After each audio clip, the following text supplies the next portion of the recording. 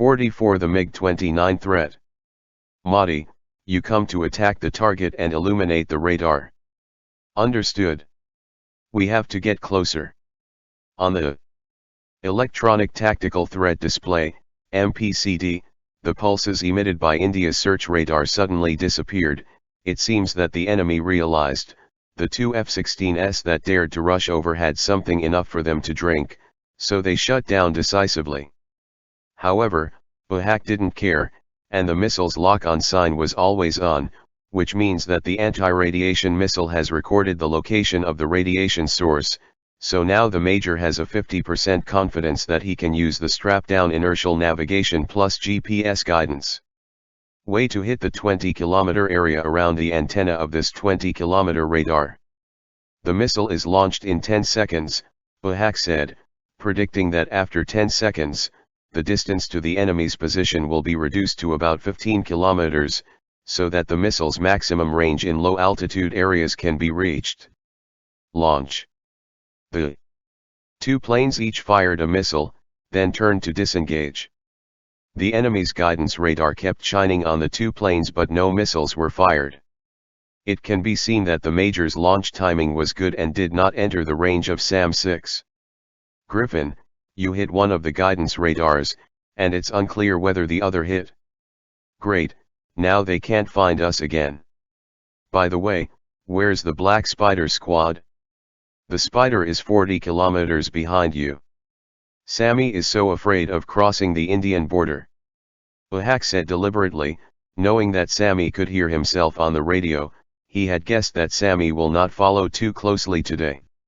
Reset the course, we will enter directly from the north. Mahdi, if you see the barracks or the plywood pitch first, let me know. Understood. The two-plane formation pointed to the target. The Major did not choose the original navigation route, because he felt absolutely unnecessary. The Major soon discovered the problem. From the display map, the plane was very close to the target, but neither he nor the wingman could find the target. What's going on? In 30 seconds, we'll be flying over our heads. Why haven't I seen that damn river yet? Maybe our altitude is too low. The Major said uncertainly. Judging from the route, his plane should be heading towards the target, but so far there are no obvious landmarks in sight. There is neither a house nor Shenzhen. Perhaps it was caused by changing the navigation point without authorization. Captain, maybe we should go back to the original route. It's easier to spot the target that way. Don't be silly, we're running out of fuel, said BHAC, who now neither wants to rise to see the complete landscape, nor don't want to go back to the original route. For him, if he really missed those few barracks, he would rather drop the bomb with his eyes closed and go back badly, and never risk staying too long within the borders of India. It's too dangerous to do that. According to his calculations, the Trident Squadron in the east should have responded at this time.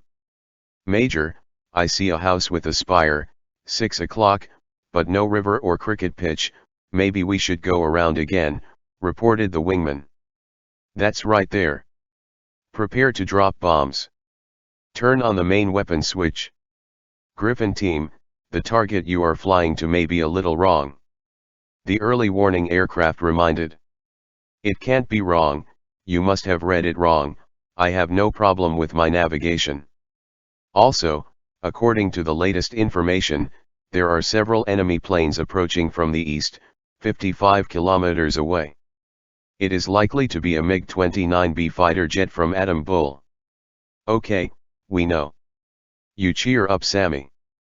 I can't fight these MiG fighters head on. The Black Spider squad must cover me to leave. Look, their fighters are really coming, we don't have time to observe. Immediately level the plane and keep the altitude ready to drop bombs. BHAC pressed the bullet calculation point aiming frame against the spire a few kilometers away. He knew that he was off target. There was neither a river nor a stadium, so the unfortunate spire was definitely not a barracks, which meant that it was a private houses, but he can't control these. The side frame gradually moved down past the Vector logo on the HUD. Through the canopy, he could clearly see the dense Indian countryside ahead of him. It was clear that no anti-aircraft guns would be firing at him today. Stabilize the speed and fly horizontally. Understood. Drop bombs.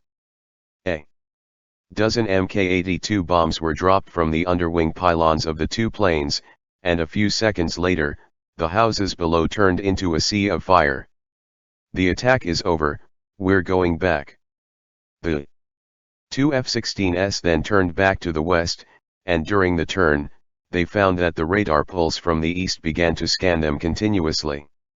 This is precisely because the radars of the three MiG-29s of the Trident squadron that came quickly were scanning the fleeing F-16A, but the radars of these MiG fighters had difficulty distinguishing moving objects in the ground clutter, so they could not form tracking. And the two enemy planes have no excess load at this time, and can do everything they can to escape. A few minutes later, the two F-16s crossed the border at a height of 500 meters, but the border had lost its binding force for both sides. The three MiG-29s did not hesitate, and followed closely in a dense three-aircraft formation. Captain Shub Harrell led two other MiG-29s to fly over the burning village and saw the wreckage of the village on the ground. It was obvious that the enemy had just carried out an aimless bombardment. "Look at what these beasts do," said Captain Roll. "Captain, the radar can't track these two enemy planes. The early warning planes are never in place. Don't count on the early warning planes, we will continue to catch up. These enemy planes cannot fly at low altitudes for too long. We will kill them within 10 minutes and return immediately." Rohr turned on the afterburner to increase the speed to 1,000 km per hour. He predicts that the enemy is likely to be the F-16 or the new Thunderbolt fighter on the battlefield. If they dare not raise the altitude, then he will use the advantage of speed to chase a very close distance in a few minutes, and then use infrared missiles. Launch an attack. "Captain, do we also lower the altitude?" "No, there are probably two F-16s ahead. We must maintain the altitude, or when they pull up, they will soon be unable to find them. Their load is much smaller than ours. We can't take risks." Captain Roll has become an expert in combating the F-16, and now he is highly regarded in the Air Force and has become a prime candidate for the next squadron leader within Trident Squadron. The captain has always been a cautious person, always keeping enough vigilance for the dangers around him, but because an army's warning radar in the nearby mountains happened to be destroyed by the F-16 two-plane formation, he never knew that 4 Thunderbolts were approaching. Colonel Sammy's formation was hiding at the 3 o'clock direction of Roll's squad at this time, 40 kilometers away. This was an area that could not be seen from each other, but Sammy was able to use the guidance of a distant early warning aircraft to slowly circle to a more favorable position.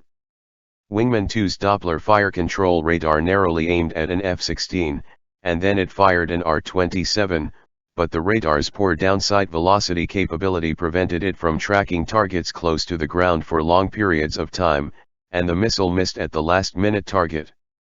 Roll was a little anxious, but didn't dare to pounce too hard.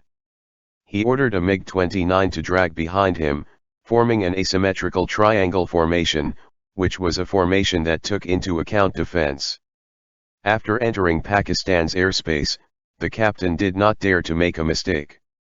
He was keenly aware that his right side might be a loophole, because the destroyed search radar was responsible for that area.